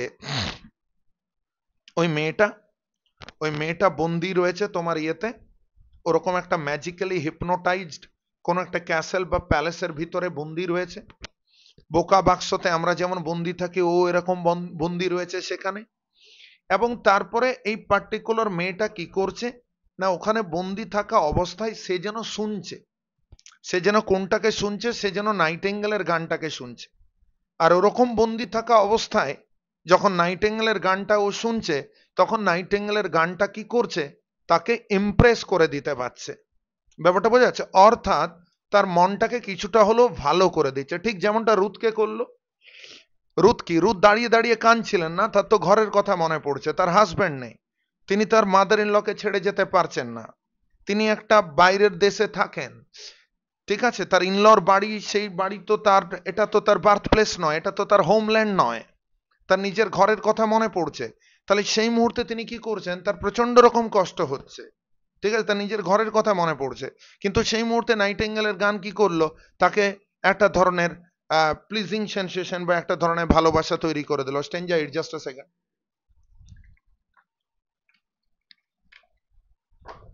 স্টেঞ্জা 8 এর শুরুতে, আবার বলছি, স্টেঞ্জা 8 এর শুরুতে, সরি, স্টেঞ্জা 8 এর শুরুতে আমরা আবার এই ওয়ার্ডটা দেখলাম, ফরলোন। আমি আশা করি স্টেঞ্জা 7 এ ফরলোন ওয়ার্ডটার মিনিং কি বা ফরলোন ওয়ার্ডটার ইম্পর্টেন্স বা সিগনিফিকেন্স কি তোমরা বুঝতে পেরেছো। স্টেঞ্জা 8 এর শুরুতে ফরলোনকে বলা হচ্ছে the forlorn is like a calling bell. এটা কিসের মতো? এটা একটা কলিং বেলের মতো। Forlorn is like, you know what, the forlorn is like a calling bell. এবং এই কলিং বেল কি করেছে, ইট কলস দ্য পোয়েট, এটা পোয়েটকে ডেকে নিয়েছে, ঠিক আছে। ইট কলস দ্য পোয়েট, কোথার থেকে? From the imaginative world of nightingale, from the imaginative world of nightingale, অর্থাৎ নাইটেঙ্গেলের ইমাজিনেটিভ ওয়ার্ল্ড থেকে কোথায় ডেকে নিয়েছে? To the realistic world. কোথায় ডেকে নিয়েছে আমাকে বলো? To the realistic world. Am I clear to you? তাহলে আমরা কি বললাম, এই ফরলোন শব্দটা কিসের মতো? ফরলোন শব্দটা একটা কলিং বেলের মতো, ঠিক আছে। এটা কি করেছে? ইট কলস দ্য পোয়েট, এটা পোয়েটকে ডেকে নিয়েছে। ইট কলস দ্য পোয়েট ব্যাক, ইট কলস the poet back from the imaginative world of Nightingale two the realistic world. অর্থাৎ কল্পনার পৃথিবী থেকে বাস্তবের পৃথিবীতে এই ফরলোন শব্দটা ডেকে নিয়েছে। মানে কেসটা কিরকম হচ্ছে আমি তোমাকে বলি, মানে একটা চলো প্র্যাকটিক্যাল গল্প দিয়ে তোমাকে বোঝাই, ঠিক আছে। মানে তুমি ধরো, তুমি গল্প করছো তোমার বন্ধুর সাথে, বন্ধুর সাথে গল্প করছো, এরকম প্ল্যান করছো যে আমরা 5 বন্ধু আমরা ট্যুরে যাব ঝাড়গ্রামের 5 মাথার মোড়ে, আমরা 5 বন্ধু মিলে ট্যুরে যাব ঝাড়গ্রামের 5 মাথার মোড়ে। আর সেখানে যে, ঠিক আছে, পঞ্চাননের দোকানে যে 5টা ফুড আইটেম কিনবো। এটা যখন তুমি আলোচনা করছো, তখন তোমার আরেকজন বন্ধু বলছে আসছি ভাই আসছি। তুমি তখন বললে কেন, কি হলো রে? বলছে তুই 5টার মানে 5 সংখ্যাটার কথা বলছিস না, আমার মনে পড়ে গেল আর 5 দিন পরে আমার এক্সাম, আসছি হ্যাঁ। এরপরেও দৌড়ে চলে গেল। অর্থাৎ এই 5 শব্দটা ওই পুরো গ্রুপের একজন মেম্বারকে কি করলো, কল্পনার দুনিয়া থেকে বাস্তবের দুনিয়া এনে ফেলে দিল। বোঝা গেছে? কবি বলতে বলতে বললেন যে কোনো এক সময় কোনো একটা মেয়ে বন্দি ছিল, সেই মেয়েটা কোনো এক সমুদ্রের পাশে কোনো এক প্যালেসের মধ্যে বন্দি ছিল, এরকম করে অনেক কথা তিনি বলছেন। আর সেই বলতে বলতে বললেন যে ওই গল্পগুলো হারিয়ে গেছে, ওই গল্পগুলো চলে গেছে, ওই গল্পগুলো আজকের ডেটে আর খুঁজে পাওয়া যায় না। যখনই বলা হয়েছে ওই গল্পগুলো হারিয়ে গেছে, ওই গল্পগুলো চলে গেছে, ওই গল্পগুলো আজকের ডেটে আর খুঁজে পাওয়া যায় না, তখনই কবি বলছেন ও আচ্ছা বুঝতে পারলাম, তাহলে হারিয়ে গেছে কোনটা? হারিয়ে গেছে নাইটেঙ্গেলের দুনিয়াটাও। ওই হারিয়ে গেছে শব্দটাই আমাকে মনে করিয়ে দিচ্ছে যে আমিও তো অনেকক্ষণ ছিলাম এক কাল্পনিক নাইটেঙ্গেলের দুনিয়ার মধ্যে। এরপরে আমার কি দরকার? আমারও ফিরে আসা দরকার। কোথায় ফিরে আসা দরকার? Two the realistic world. সুতরাং ফরলোন শব্দটা কিসের কাজ করলো? ঠিক আছে, ফরলোন শব্দটা কিসের কাজ করলো? এই শব্দটা একটা কলিং বেলের কাজ করছে। এই শব্দটা কিসের কাজ করছে? it acts like a calling bell. It takes the poet back from the imaginative world of Nightingale to the realistic world. অর্থাৎ এই বাস্তবের দুনিয়ায় এনে কবিকে দাঁড় করিয়ে দিল কোন শব্দটা? ফরলোন শব্দটা। এরপরে কবিতায় চলো। বলছে ফরলোন, এই কথাটা একটা বেলের মতো। এখানে বেল বলতে তোমরা লিখবে কলিং বেল। এখানে বেল বলতে আমরা কি বলবো? ঠিক আছে, এটা কলিং বেল। ঠিক আছে, বলছে এটা আমাকে কি করলো? ইট টোল মি ব্যাক। এই টু টোল মি ব্যাক মানেই হচ্ছে কল মি ব্যাক। এটা কি করলো? এটা আমাকে ফিরিয়ে আনলো। অর্থাৎ এই ফরলোন বলে শব্দটা, এই শব্দটা আমাকে ফিরিয়ে আনলো। এক্সকিউজ মি, আমি গ্রিন কালার দিয়ে হাইলাইট করছি। এটা আমাকে ফিরিয়ে আনলো কোথার থেকে? ফ্রম দি, তোমার থেকে। তুমিটাকে না, from the world of nightingale, from the world of nightingale, right. নাইটিঙ্গেলের দুনিয়ার থেকে, ফ্রম দি, তোমার দুনিয়ার থেকে আমি কোথায় চলে এলাম? To my soul self. To my soul self মানে এক কথায় বলতে পারবো to my own self. To my soul self বলতে পারবো টু মাই ওন সেলফ, অর্থাৎ টু হিজ অরিজিনাল আইডেন্টিটি। অর্থাৎ তিনি তার অরিজিনাল আইডেন্টিটি বা রিয়েল যে আইডেন্টিটি, সেই আইডেন্টিটিতে তিনি পৌঁছালেন। সেই আইডেন্টিটিতে তিনি পৌঁছালেন। অর্থাৎ ফরলোন এই শব্দটা কিসের মতো? The word forlorn you know is like what? Is like a bell. এবং এই শব্দটা আমাকে কি করলো? আমাকে তোমার দুনিয়া থেকে আমার দুনিয়ায় ফিরে এলো। এরপরে বললো এডিও। এই কথা তিনি আগেও বলেছেন। আমরা খুব ভুল না করলে স্টেঞ্জা 4-এ পেয়েছি। আমরা স্টেঞ্জা 4-এই পেয়েছি, আই হোপ সো। স্টেঞ্জা 4-এই পেয়েছি। আচ্ছা, অ্যাওয়ে অ্যাওয়ে এই কথাটা পেয়েছি স্টেঞ্জা 4-এর মধ্যে। চলো তাহলে এক্ষেত্রে আমরা অ্যাডিউ কথাটা পেলাম। ওই অ্যাডিউ মানে ওই গো অ্যাওয়ে, মানে the poet beads good bye, মানে বিদায় জানালেন। এই কথাটা মানে লেখো ফেয়ারওয়েল।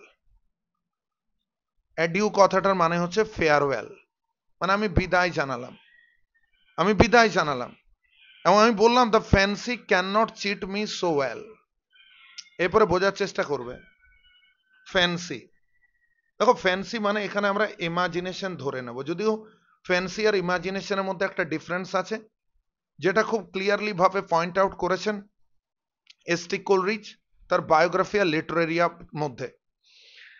তাহলে ফ্যান্সি আর ইমাজিনেশনের মধ্যে ডিফারেন্স থাকলেও এই মুহূর্তে তুমি ফ্যান্সি মানে ধরে নেবে ইমাজিনেশন। ঠিক আছে, এখানে ফ্যান্সি বলতে কোনটাকে বোঝানো হচ্ছে? By the word fancy what is indicated? Indicate করা হচ্ছে কোনটাকে? The soulful song of the nightingale. The soulful song of the nightingale কেন বললাম? কারণ এই soulful song of the nightingale এটাই কবিকে ইমাজিনেটিভ বানিয়ে দিয়েছিল। আর যে কারণের জন্য কবি কি করেছিলেন? কবি ডিনাই করেছিলেন। কোনটাকে ডিনাই করেছিলেন? কোনটাকে ইগনোর করেছিলেন? তিনি ডিনাই বা ইগনোর করেছিলেন দ্য রিয়েলিটিকে। এই রিয়েলিটিকে তিনি ডিনাই বা ইগনোর করেছিলেন এবং তিনি অ্যাকসেপ্ট করেছিলেন। এবং কোনটাকে তিনি অ্যাকসেপ্ট করেছিলেন? তিনি অ্যাকসেপ্ট করেছিলেন আনরিয়েলিটিকে, তিনি অ্যাকসেপ্ট করেছিলেন ড্রিমকে, তিনি অ্যাকসেপ্ট করেছিলেন ইলিউশনকে। Yes or no? তিনি অ্যাকসেপ্ট করেছিলেন ডেলিউশনকে। এগুলোকে যেন তিনি অ্যাকসেপ্ট করে নিয়েছিলেন। Am I right or wrong? অর্থাৎ এক অন্য দুনিয়ায় চলে গেছিলেন। এবং তারপরে তিনি বললেন যে ফ্যান্সি পারল না আমাকে চিট করতে, ফ্যান্সি পারল না আমাকে চিট করতে, as she is fame to do.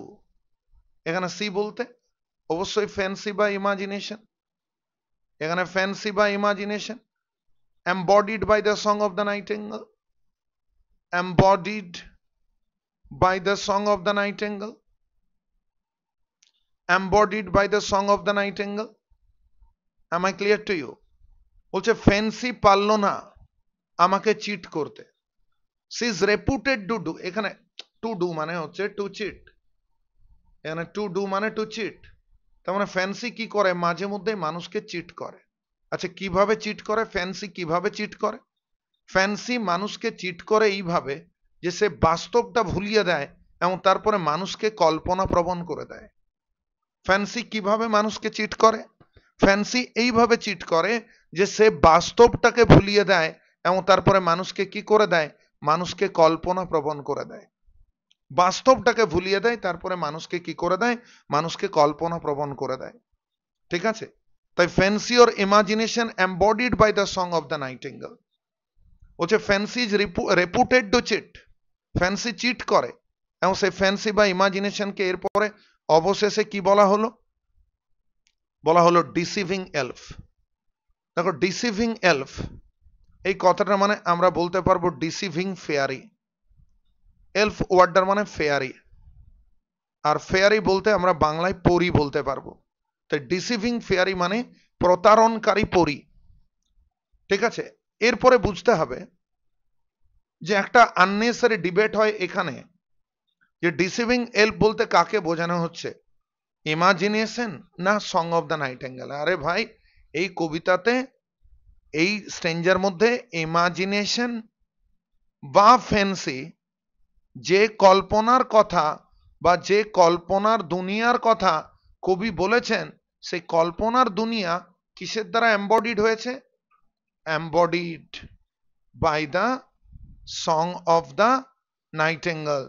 নাইটিঙ্গেলের গানের মাধ্যমে সেটাকে ইন্ডিকেট করা হয়েছে, নাইটিঙ্গেলের গানের মাধ্যমে সেটাকে হাইলাইট করা হয়েছে। am I রাইট অর রং?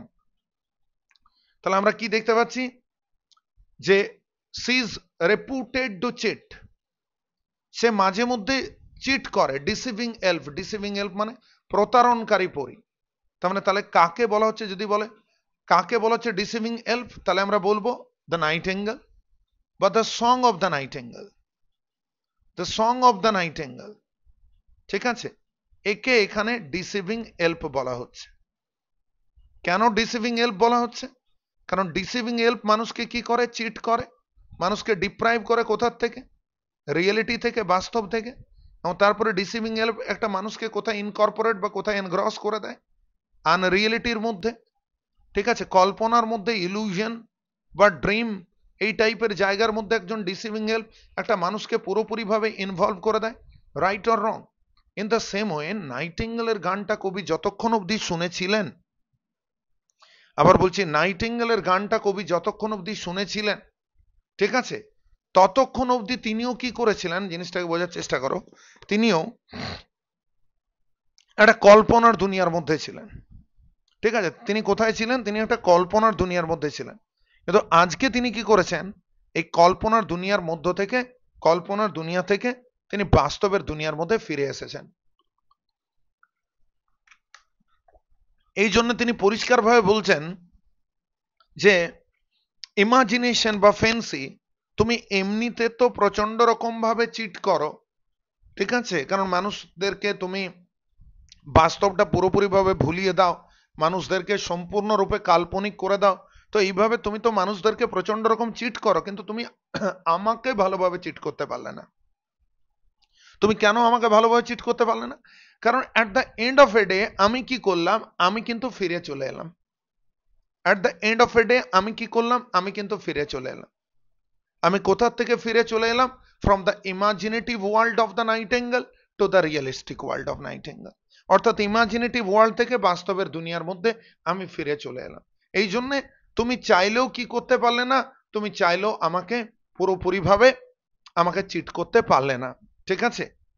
এরপরে বোঝার চেষ্টা করো। আর একটা কথা বলে রাখি, এটার যেটা ডেসক্রিপশন সেকশন, তাতে স্ট্রেঞ্জা ওয়াইজ কিন্তু প্রত্যেকটা ভিডিও লিংক দেওয়া আছে।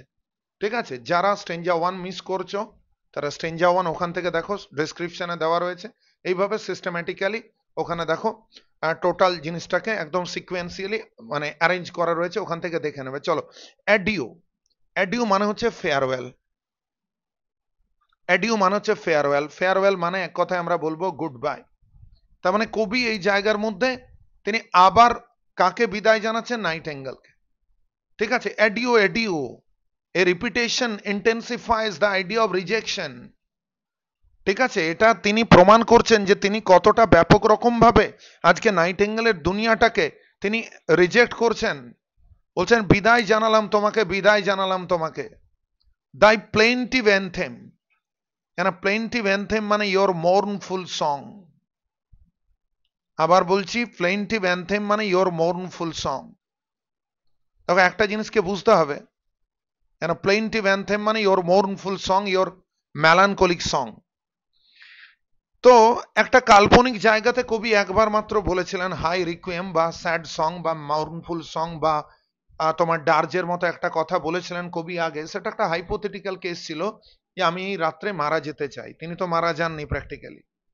তাহলে তুমি একটা জিনিসকে বোঝার চেষ্টা করো, নাইটেঙ্গেলের যে গানটা, ঠিক আছে, since the beginning of the poem, ঠিক আছে, যে গানটা ছিল এপিটম অফ হ্যাপিনেস, যেটা ছিল সিম্বল অফ জয়, যেটা ছিল রিপ্রেজেন্টেটিভ অফ ইলিয়সন অ্যান্ড ব্লেস, এমন হঠাৎ করে কি হয়ে গেল যে আজকে কবি বলছেন তোমার দুঃখের গান বিদায় যাক, নিপাত যাক। পারলে বুঝতে? তোমার দুঃখের গান নিপাত যাক, দূরে যাক, সরে যাক। ঠিক আছে, কবি তাকে বিদায় জানাচ্ছে, রিপিটেডলি এই কথাটা বলছেন, ফেয়ারওয়েল, গুড বাই, বিদায় জানাই তোমাকে, বিদায় জানাই, তোমার দুঃখের গান আজ আমি বিদায় জানাই। ফেডস, ফেডস মানে এক কথায় আমরা বলবো disappears, your plaintive anthem disappears. Actually পাখিটা উড়তে শুরু করেছে। পাখিটা কি করতে শুরু করেছে? পাখিটা উড়তে শুরু করেছে। এবং আমি দেখো আরেকটা কথা যেটা বলতে চাইলাম এবং আমি মিস করে গেলাম, এমন কি হয়ে গেল যে হঠাৎ করে আজকে নাইটেঙ্গেলের এই গানটাকে আমরা প্লেন্টিভ বলবো। দেখো, so long the poet was in the imaginative world of Nightingale, the song of the Nightingale was happy, it was joyous, it was spontaneous, rapturous, melodious. Am I right or wrong? So long the poet was a denizen, ঠিক আছে, in the imaginative world of Nightingale, যতক্ষণ কবি ওই নাইটেঙ্গেলের কল্পনার পৃথিবীর মধ্যে ছিলেন ততক্ষণ অবধি নাইটেঙ্গেলের গানটা কি ছিল? এটা একটা আনন্দের গান ছিল। কিন্তু এরপরে তোমাকে বুঝতে হবে, as long as the poet has come back, as long as the poet has come back, যখনই কবি ফিরে এসেছেন, কোথায় ফিরে এসেছেন? এই রিয়েলিস্টিক পৃথিবীর বুকে। এই রিয়েলিস্টিক পৃথিবীর বুকে কবি যখনই ফিরে এসেছেন, সেই মুহূর্তে আমরা কি দেখতে পাচ্ছি? সেই মুহূর্তে the quality of the song changes. ওই পৃথিবী থেকে যখন তিনি এই পৃথিবীতে ফিরে এসেছেন, তখনই আমরা কি দেখতে পেলাম? The quality of the song changes. অর্থাৎ গানটার যে কোয়ালিটিটা, সেই গানের কোয়ালিটিটা কিন্তু পুরোপুরিভাবে চেঞ্জ হয়ে যাচ্ছে। Am I right or wrong? বলছে অ্যাডিউ অ্যাডিউ দাই প্লেন্টিভ অ্যানথেম ফেডস। তোমার প্লেন্টিভ অ্যানথেম ফেড করে গেছে। ফেড করে গেছে মানে এটা ডিসঅ্যাপিয়ার করে গেছে। It disappears, it past near the meadows. এখানে পাস্ট এর মানে পাখিটা ওই যে আগের লাইনে বলেছি, ঠিক আছে, আস্তে আস্তে এই পাখিটা, তোমরা জানো কবি যেখানে বসেছিলেন ঠিক সেই জায়গার সামনেই বোধহয় এই পাখিটা সেখান থেকে গান গাইছিল। কিন্তু এখন কি হয়েছে? এই পাখিটা ওখান থেকে উড়তে শুরু করে গেছে। এই পাখিটা কি করছে? এই পাখিটার সামনে যে মেডোজ, মেডোজ মানে গ্রাসি ফিল্ড, যে গ্রাসি ল্যান্ড, তৃণভূমি, পরিষ্কার বাংলায় ঘাসের জমি, ঠিক আছে, সেই জায়গাতে পাখিটা উড়ে ক্রস করে গেল। পাখিটা এখন কোথায় চলে গেল? পাখিটা স্টিল স্ট্রিম, স্ট্রিম মানে ঝর্ণা, স্টিল মানে শান্ত, ওই এরিয়ার এক শান্ত ঝর্ণা আছে, সেই শান্ত ঝর্ণার পাশে চলে গেল। অ্যাকচুয়ালি কবি এটা কি করে বুঝতে পারছেন? যে দিক থেকে সাউন্ডটা আসছে, কবি সেখানে বুঝতে পারছেন যে আচ্ছা ওই দিক থেকে সাউন্ডটা আসছে, ওদিকে তো মিডো আছে, আচ্ছা ওই পাশ থেকে আসছে, ওই পাশে তো স্টিল স্ট্রিম আছে, ঠিক আছে, আচ্ছা এখন পাহাড়ের ওই পাশে চলে গেল। নাও ইট ইজ বারিড ডিপ, এখন এটা বারিড হয়ে গেল। এখানে বারিড ডিপ মানে এটা গভীর কবরে শুয়ে পড়লো এমনটা নয়, এই গানটা ইনঅডিবল হয়ে গেল। আবার বলছি, বারিড ডিপ মানে এই গানটা ইনঅডিবল হয়ে গেল। এরপরে এখান থেকে এমসিকিউ আসতে পারে কি এটা কোথায় বারিড হয়েছে? বারিড হয়েছে নেক্সট ভ্যালি গ্লেড। তোমরা জানো ভ্যালি মানে একটা পাহাড় এবং আরেকটা পাহাড়ের মাঝের যে অংশটা, এই অংশটাকে বলে ভ্যালি। তাই ভ্যালি মানে একটা মাউন্টেন এরিয়া, একটা উপত্যকা। আর গ্লেড মানে তোমরা জানো, গ্লেড মানে হচ্ছে ফরেস্ট এরিয়া, ঠিক আছে, একটা জায়গা যেটা গাছে পরিপূর্ণ। তাহলে পাহাড়ের উপত্যকার ওই জায়গাগুলো যেখানটা জঙ্গলে পরিপূর্ণ রয়েছে, আর সেই জায়গাতে কি হয়েছে না, সেই জায়গাতে আমরা মোর পার্টিকুলারলি দেখতে পেলাম, আমরা দেখতে পেলাম কি দেখতে পেলাম, ঠিক আছে, তোমার হোয়াট আই সে, মানে গানটার শোনা যাচ্ছে না, ঠিক আছে, তার মানে তুমি বলতেই পারো যে গ্লেড বলতে কি একটা forest area, more particularly glade মানে বলতে পারো open space in a wood, open space in a wood, এটাকে তুমি গ্লেড বলতে পারো, রাইট? এরপরে দ্য লাস্ট টু লাইন, এটা খুব গুরুত্বপূর্ণ লাইন, আচ্ছা important line, let's make it green. Was it a vision or a waking dream? Played is that music, do I wake or sleep? এখানে পরপর দুখানে কোয়েশ্চেনকে কবি জিজ্ঞাসা করছেন যে ওয়াজ ইট এ ভিজন। দেখো ভিজন আর ওয়েকিং ড্রিমের মধ্যে তফাৎ আছে। আমরা প্রথমে বোঝার চেষ্টা করব ভিজন মানে কি।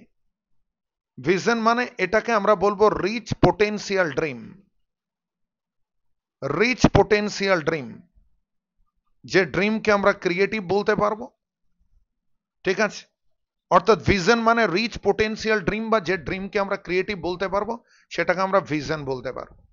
ওয়াজ it a vision or a waking dream? Was it a vision or a waking dream? আর ওয়েকিং ড্রিম বলতে আমরা কি বলতে পারবো? এটাকে আমরা রেভারি বলতে পারবো, ঠিক আছে? রেভারি, রেভারি মানে দিবা স্বপ্ন বলতে পারবো। এই ড্রিম গুলোকে আমরা ইউজলেস ড্রিম বলতে পারি। তার মানে কবি এখন একটা প্রশ্ন করছেন, অ্যাকচুয়ালি কবি কোথায় পৌঁছে গেছেন বলতো?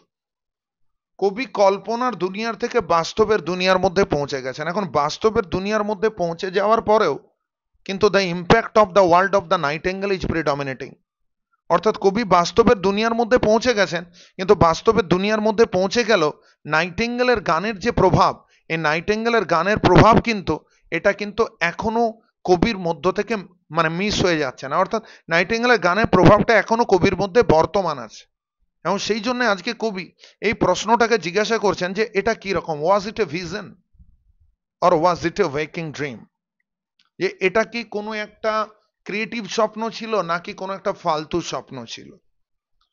আমরা জানি notwithstanding the question asked here we understand that this is not other but a vision, ঠিক আছে? কিন্তু কবি এই প্রশ্নটার উত্তর বলছেন না, এই প্রশ্নটাকে মানে এই পোয়েমটাকে একটা ওপেন এন্ডিং ওয়েতে তিনি ফিনিশ করছেন এবং তিনি বললেন এটা কি ছিল, এটা কি কোনো একটা ভিজন ছিল নাকি কোনো একটা ওয়েকিং ড্রিম ছিল? ফ্লেড ইজ দ্যাট মিউজিক, ঘুরিয়ে পড়ো, দ্যাট মিউজিক ইজ ফ্লেড।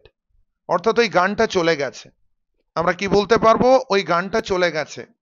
এখন কবি প্রশ্ন জিজ্ঞাসা করছেন, আচ্ছা আমি কি জেগে আছি নাকি ঘুমিয়ে আছি? দেখো জেগে থাকা মানে কি বলতো? ইন দ্য ওয়ার্ল্ড অফ রিয়েলিটিতে থাকা। জেগে থাকা মানে আমরা কি বলতে পারবো? ইন দ্য ওয়ার্ল্ড অফ রিয়েলিটিতে থাকা।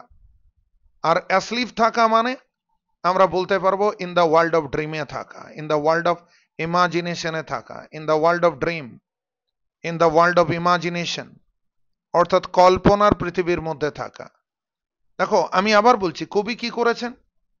আমি বললাম যে কবি অসিলেট করছেন, দুটো পৃথিবীর মাঝে কবি অসিলেট করছেন, ঠিক আছে? কবি হোভার করছেন এই দুটো পৃথিবীর মাঝে। কবি ফিরে গেছেন, বাস্তবে কবি ফিরে গেছেন, কিন্তু ফিরে যাওয়ার পরেও তিনি কিন্তু শিওর নন যে তিনি জেগে আছেন নাকি তিনি ঘুমিয়ে আছেন। মানে তুমি ব্যাপারটা বোঝার চেষ্টা করো, the impact of the song of the nightingale, it's so powerful, it's so predominating on the poet that the poet is not able to decide whether, ঠিক আছে, he is in the world of reality or he is in the world of dream.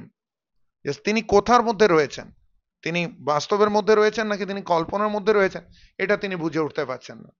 নাইটেঙ্গেলের এই যে পুরো স্বপ্নটাকে দেখলেন, এই স্বপ্নটা কোন একটা এনকারেজিং স্বপ্ন নাকি এই স্বপ্নটা একটা ব্যর্থ স্বপ্ন, এটা তিনি জানেন না। কবি এই প্রশ্নটাকে করলেন। নমস্কার।